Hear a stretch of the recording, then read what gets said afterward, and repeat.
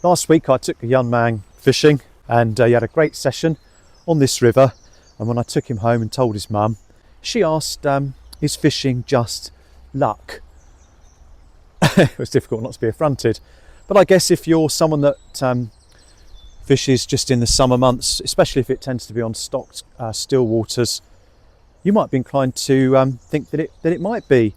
So in this video I'm going to be showing you something a little bit different, so watch this.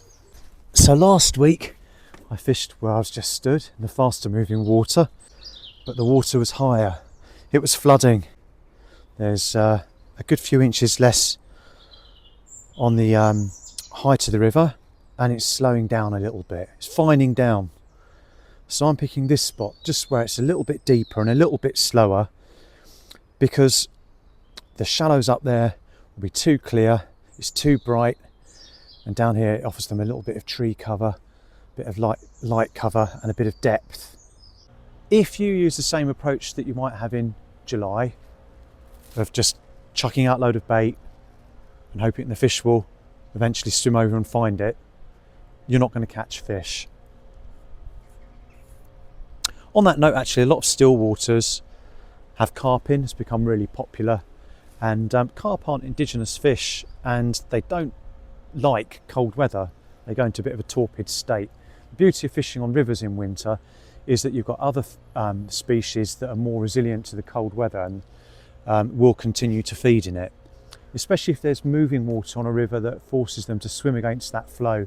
They need to obviously have energy to do that. So there's two things. First of all, knowing what to fish for and where to fish.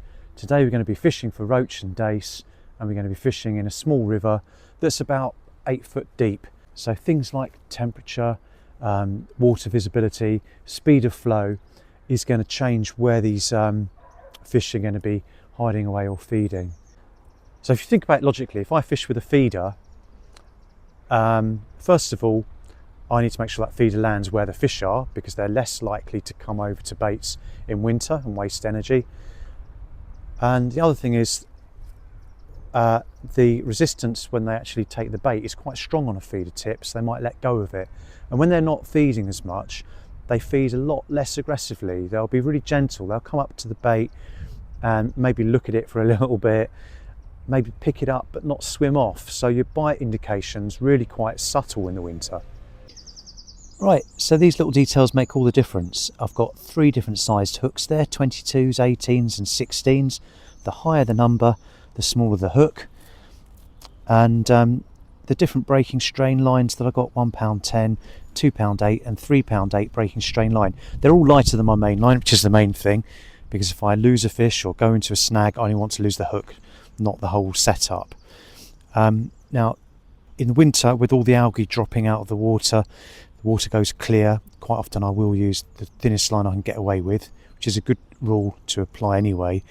But today, because there's lots of sediment in the water and it's quite coloured, I can get away with a thicker line. And I'm also going for that thicker line because there's a chance of picking up a chub or a barbel, which would snap this line here.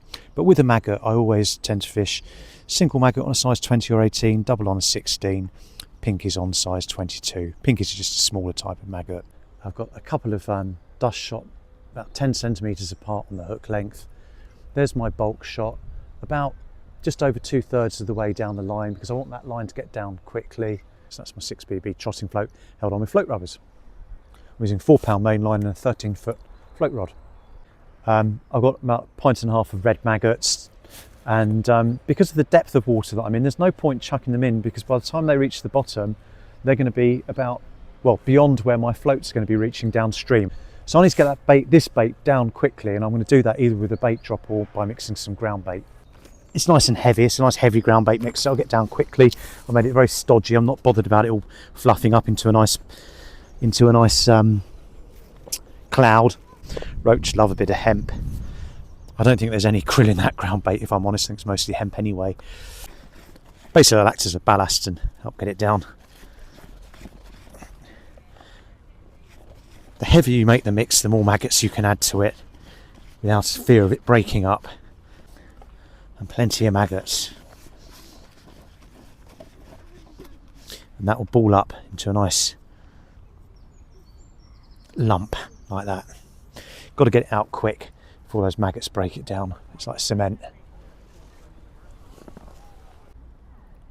Right, the trick is to get this float shot so that not too much is sticking out the water, otherwise the fish will feel the resistance when they bite. So how's that looking? That looks good. I'll fish on straight away. First cast. I've no doubt those maggots I've chucked in brought fish upstream. And although that's a small fish I can swing in, like I say, they're cold-blooded. It's going to be the same temperature as the water. My hand's warm, so it's only right that I try and avoid touching them as much as possible. Just pop that bail arm open so there's no tension on the fish.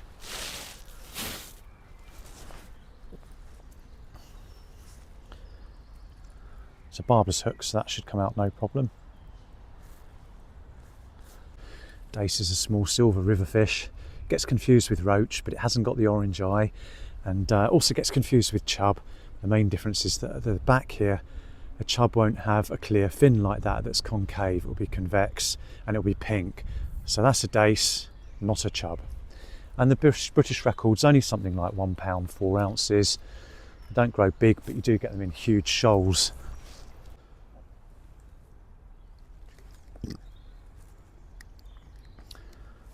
If I'd been using a feeder or a quiver tip,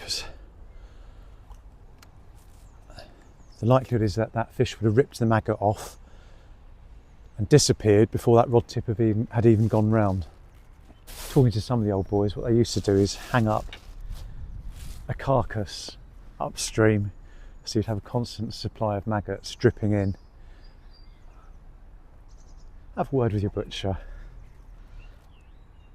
I think Parks Department might have something to say about you doing that.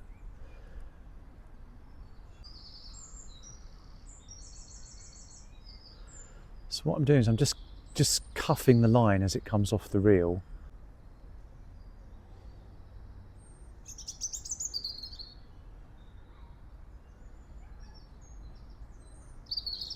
To stop the float from drifting. That kicks the bait up off the deck.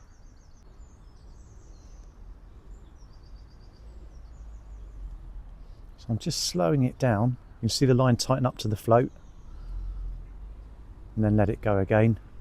That was a bite, missed that. Slows the float down because the water's moving much slower along the bottom than it is along the surface. And if you just let the float drift downriver at the speed of flow that you can see, your bait's going to be whizzing through at an unnatural speed at the bottom. Because fish don't tend to feed so much in winter, big baits are generally less useful, and you can catch everything on maggots. The dreaded minnow, the place is stuffed full of them. If you fish breadflake over breadcrumb, you're going to get plagued by them and you won't catch anything else. The best way to avoid them is to fish in the more moving water, not the slacks and the eddies.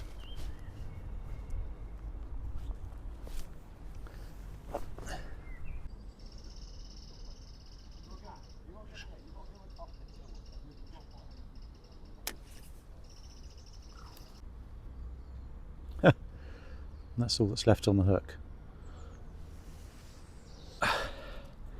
So there we are, lovely roach. You can see he's got that blue sheen to him, the orange eye, orange fins. Beautiful winter fish. Let's hope there's some more about.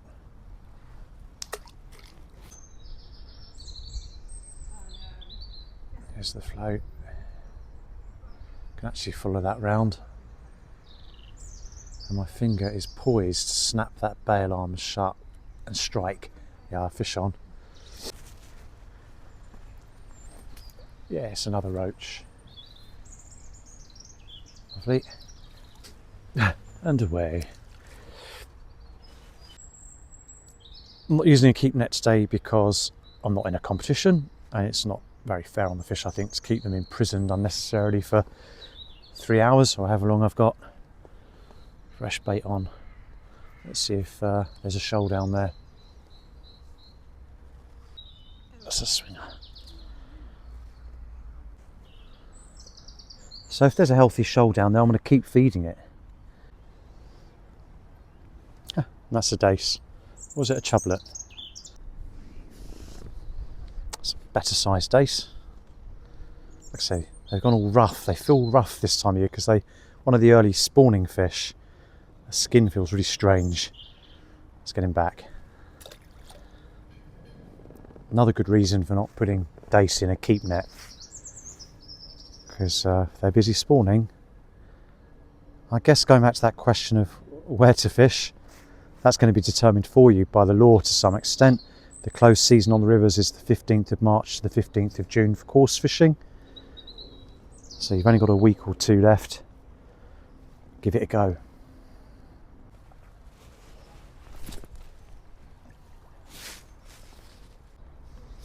Another fat, plump minnow. I don't know where you stand on this, but these make fantastic bait on this river. The trout and the perch and the chub all regard that as natural food. Pretty fish though. So with this sun breaking through and giving early signs of spring, it's possible these fish might come up in the water a little bit. It's worth experimenting with depth. I always tend to start off on the bottom and shallow up. But these roach and possibly some chub might be coming up in the water. So I'm going to move the float down about 1.5 feet and see if I continue to get bites. It will certainly make striking, controlling fish easier. So shallowing up has made no difference whatsoever. I'm getting less bites, but if you don't experiment, then you'll never know. So I'm going to try the opposite. I'm going to try fishing over depth. As I say, the line goes in at an angle and it's at a flow anyway, so maybe I could add a few inches on. That's a nice roach. Yeah, so it seems the roach is sitting hard on the deck. And if you don't have the skills to plumb the depth properly and give proper consideration to the true depth once you've taken that plummet off, you're going to struggle a little bit.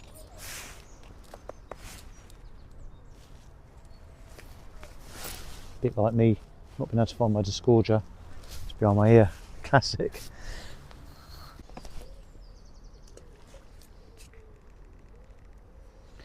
Throwing bait in with one hand whilst trying to catch fish with the other.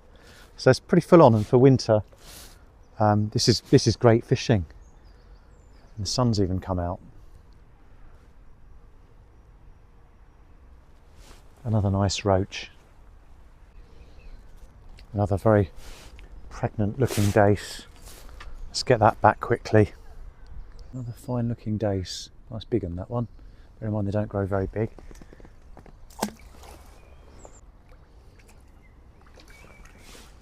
These fish are coming in thick and fast now. Keeping the bait going in means you've got them competing for the food. So how you bait your swim is important. If you chuck loads in at the beginning, there's a chance you'll overfeed the fish in winter and catch nothing. If you don't put enough food in, you might catch nothing because they just stay in their little hidey holes and don't come out from where it's safe. And the key is to put a little bit in often.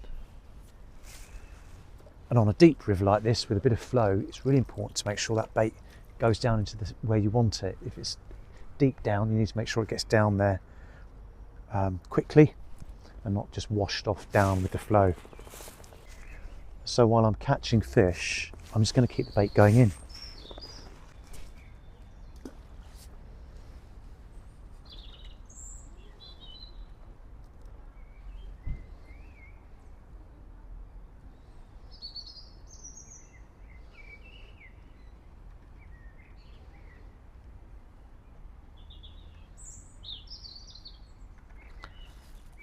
I'm hoping this is a nice roach, but if I keep piling this bait in, sooner or later I'm going to get an uninvited guest. That's what this is. It's actually closed season, so I'll have to be really quick with this one. This is a wild brown trout. Can't fish for those till 1st of April. Keeping them in the water until I get my disgorger ready.